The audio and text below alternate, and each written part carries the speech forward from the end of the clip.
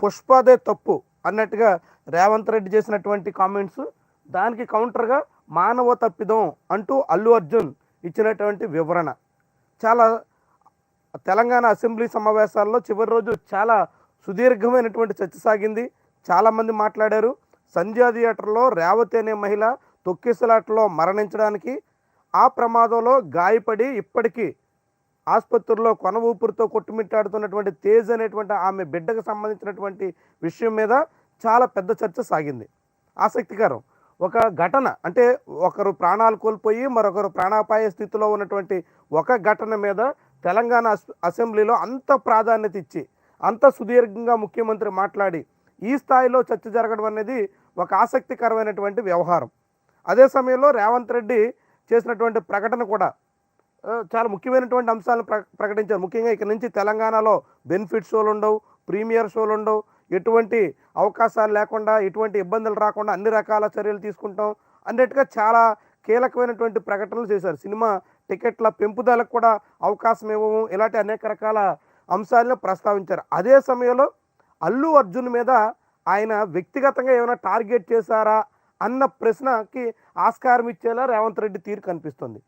ముఖ్యంగా రేవంత్ రెడ్డి నిన్న అసెంబ్లీ సాక్షిగా చేసినటువంటి కామెంట్స్ అందుకు ఉదాహరణగా మనకు కనిపిస్తున్నాయి.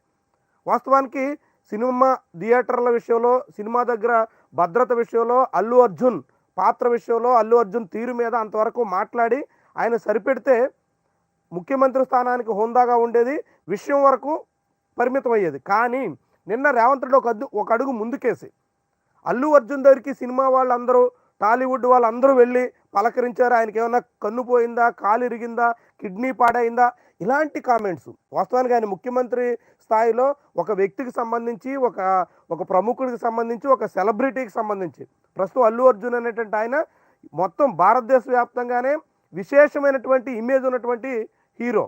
వాస్తవానికి పుష్ప 2, 1 సినిమాల ద్వారా అల్లు అర్జున్కి తెలుగులో కన్నా హిందీ ల్యాండ్లో భారీగా ఇమేజ్ వచ్చింది. అలాంటి ఒక దేశవ్యాప్తంగా ఇమేజ్ ఉన్నటువంటి ఒక సెలబ్రిటీని పట్టుకొని కన్ను పోయిందా, కాలు పోయిందా, కిడ్నీ పాడైంది, ఇలాంటి కామెంట్స్ రేవంత్ రెడ్డి స్థాయికి ఏమాత్రం తగవు.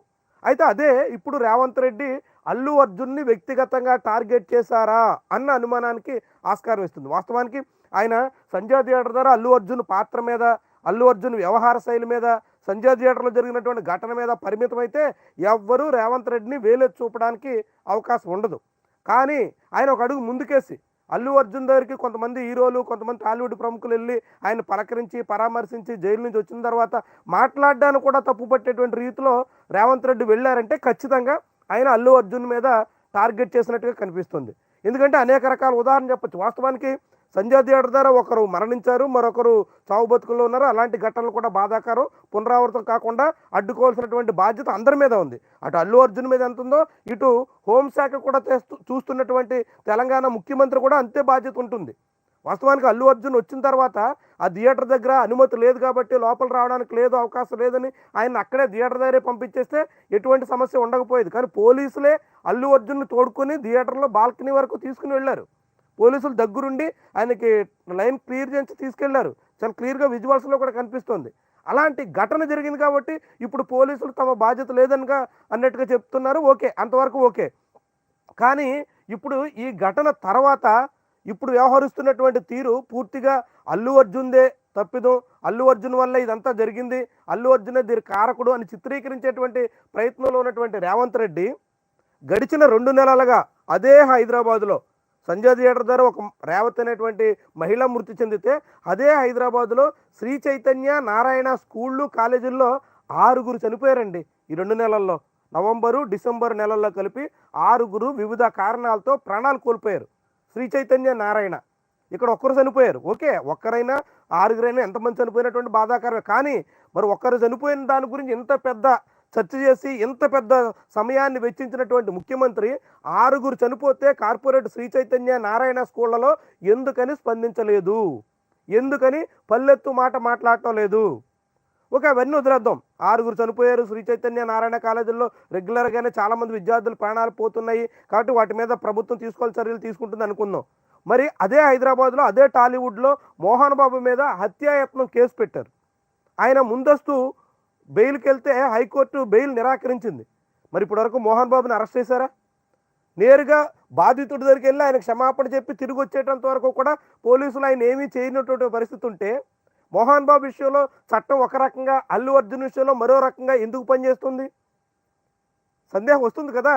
రేవంత్ రెడ్డి అల్లు అర్జున్ విషయంలో ఎంతగా కేంద్రీకరించి, ఇంతగా ప్రాధాన్యత ఇచ్చి, అల్లు అర్జున్ మీద ఇంతగా గురిపెట్టి ఎందుకని చేస్తున్నారు అనేక అనుమానాలకి ఆస్కారం ఇచ్చేలా ముఖ్యమంత్రి తీరుంది.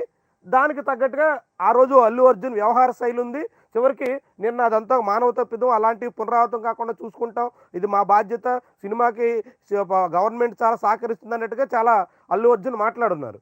ఇది ఏం మాట్లాడినప్పుడు కూడా రేవంత్ రెడ్డి ముఖ్యమంత్రి హోదాలో టాలీవుడ్లో కొంతమందిని గురిపెట్టి ఏవైనా తన దారికి తెచ్చుకునే ప్రయత్నం చేస్తున్నారా అన్న సందేహాలకి ఆయన వ్యవహార శైలి, ఆయన నిన్న చేసినటువంటి కామెంట్స్ అన్నీ కూడా ఆస్కారం ఇస్తున్నాయి. మరి ఇది ఎక్కడి వరకు దారి తీస్తుంది, ఎలాంటి పరిణామాలకు ఆస్కారం ఇస్తుంది చూడాలి మరి. ఎందుకంటే టాలీవుడ్ అన్నది ఇప్పుడు కేవలం హైదరాబాద్కో 2 తెలుగు రాష్ట్రాలకో పరిమితం కాదు. ఇప్పుడు టాలీవుడ్ కేంద్రంగానే భారతీయ సినిమా పరిశ్రమ ఉంటుంది.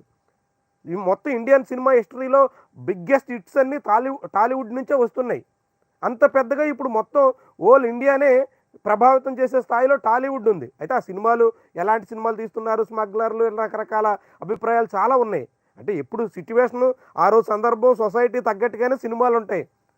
స్వతంత్రం వచ్చిన తర్వాత ఎలాంటి సామాజిక అంశాల మీద సినిమాలు తీశారో ఆ తర్వాత క్రమంగా అవన్నీ పోయి ఇప్పుడు ఏ స్థితికి వచ్చామో అందరికీ అర్థమవుతుంది. కానీ సినిమాల్లో అంశాలు కాదు. ఇప్పుడు సినిమా రంగం అనేది భారతీయ సినిమా రంగంలోనే బాలీవుడ్ కన్నా టాలీవుడ్ పెద్ద ఇండస్ట్రీగా మారుతుంది. అలాంటి ఇండస్ట్రీలో అక్కడ ముఖ్యమంత్రిగా ప్రాతినిధ్యం వహిస్తున్నటువంటి రేవంత్ రెడ్డి ఏలెట్టి కొంతమందిని నిత్యం వేధించేటువంటి ప్రయత్నంలో ఉన్నారా? ఏమైనా తన దారికి తెచ్చుకునేటువంటి రీతిలో ఉన్నారా?